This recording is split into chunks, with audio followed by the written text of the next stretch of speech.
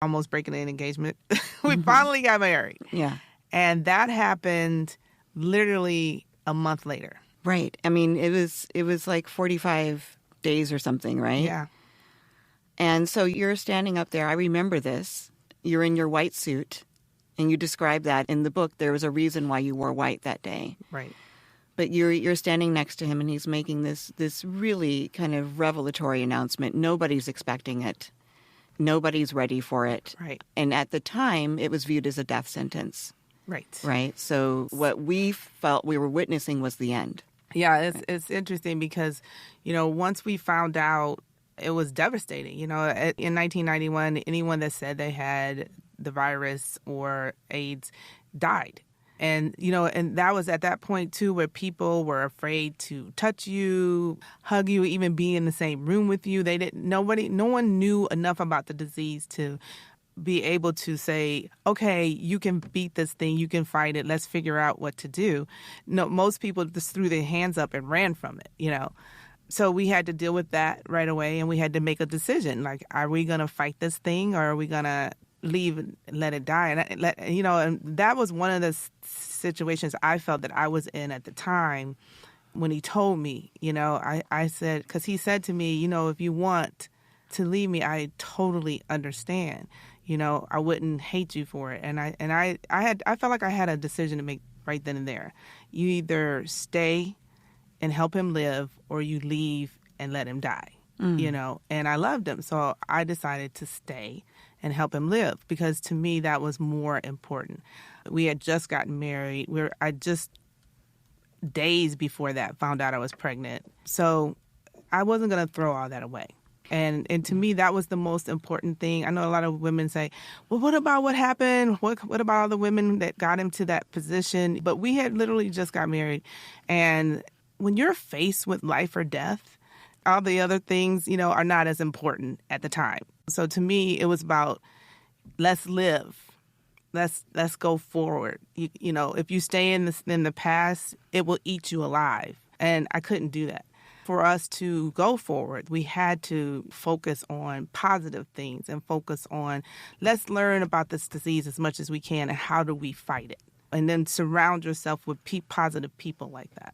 Well, and I was really impacted by the fact that you were doing this not knowing your own status at the time, or the status of your baby. You had to wait 2 weeks. Yeah, back then you had to wait at least 2 weeks. Mm-hmm. And I literally had just found out I was pregnant, so there was no way to test the baby. But the doctor said if I was negative, then normally that meant the baby was negative, so that we didn't have to worry about that. And so, it was an agonizing 2 weeks, but we finally got the news, and I was negative, so the baby was negative.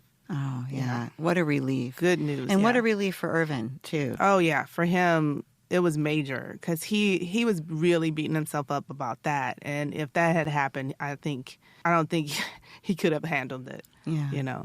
And then there was something that happened, because at the time, HIV was a gay disease, or that was the perception. That was the perception. Yeah. Yes. So you both met with Elizabeth Glaser, is that right? Yes. And something happened during that meeting where you changed kind of your perspective on how you were going to face it, right? Yes, it was very interesting because, Elizabeth Glaser had gotten the disease by blood transfusions. She had a problem with a troubled pregnancy, and got it and didn't know she had it. And then eventually got pregnant again and had a baby.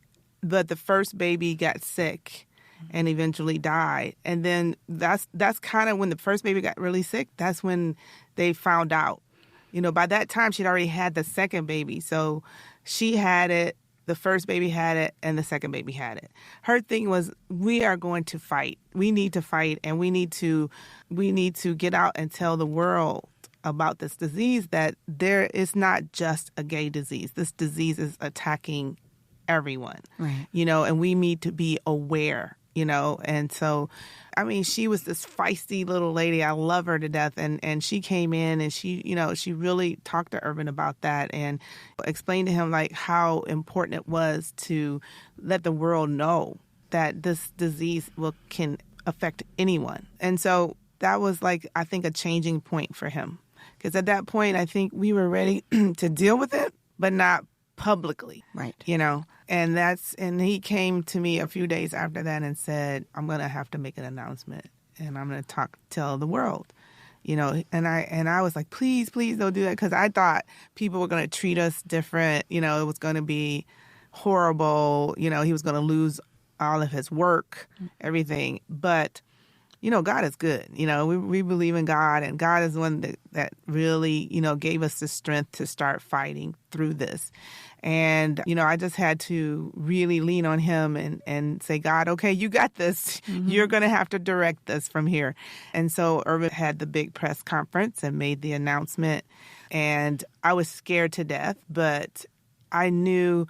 It's so funny. He turned to me at one point and he said, you know what? I have to do this because I have to think of other people beside myself, and I have to go out and save as many people as possible. Mm-hmm. And when he said that, and I looked and I said, wow, I think that's God's purpose for him, and mine was to keep him healthy and strong so that he could carry out his purpose. And all of that dawned on me that day, watching him stand there and make this announcement publicly in front of the whole world and affect the whole world. And then when I saw that, it was just like, wow, this is what we have to do. Yeah, and I mean, that's all amazing. I read that and I felt that when you said that you realized, I felt the relief.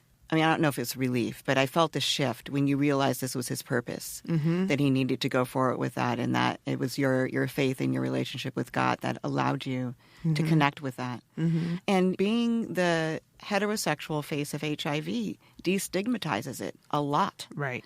Because this is Irvin Magic Johnson, who is right. heterosexual. He's all man. He is, the best athlete in the world, arguably.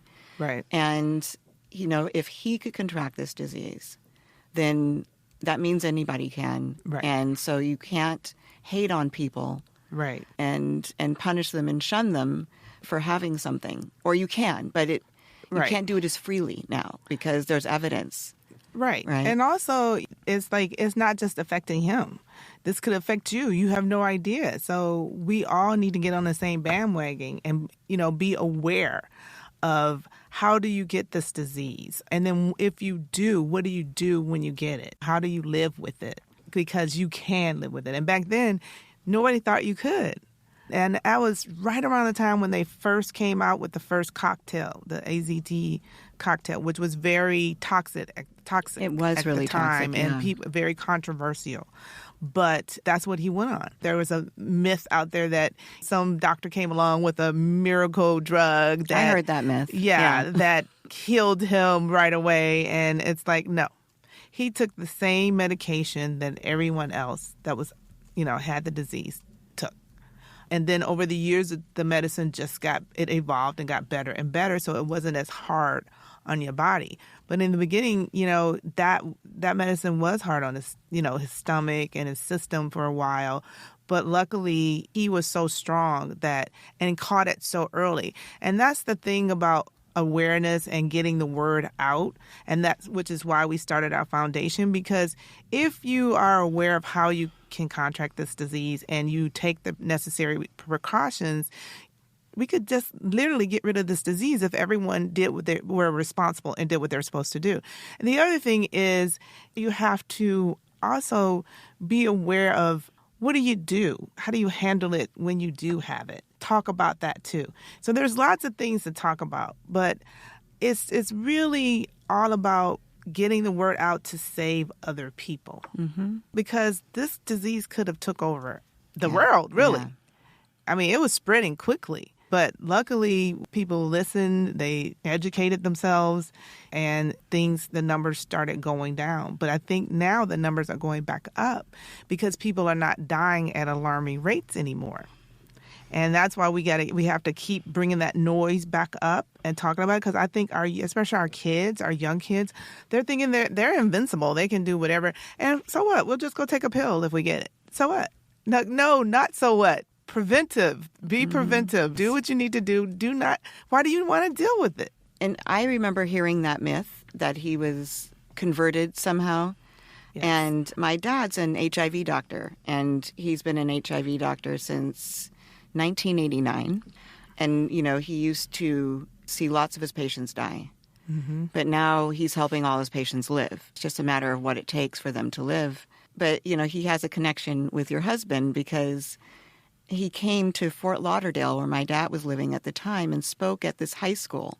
And my dad got to introduce him. Oh, wow. And it was a really special moment for him. And it was through our connection. I had gotten word to your husband that my dad was doing this. He was in Florida anyway. He made a stop to go and do this for my dad, which was amazing. It was standing room only. That's awesome. Yeah. And then he did it a second time at a church for my dad, which was also really amazing. And that was in Miami. But my dad was the one who dispelled that myth for me. Right. That he had gotten extra help that wasn't, like only available at a certain level. Right.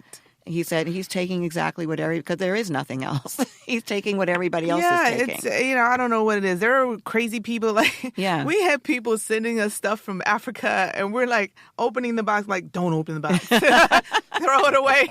And it's really funny to this day. Urban is really funny about if anybody gives him something and he doesn't know who it is or where it comes from, he will not touch it. I'm like, oh no, look, it's brownies. Let's eat them. And he's like, don't touch them.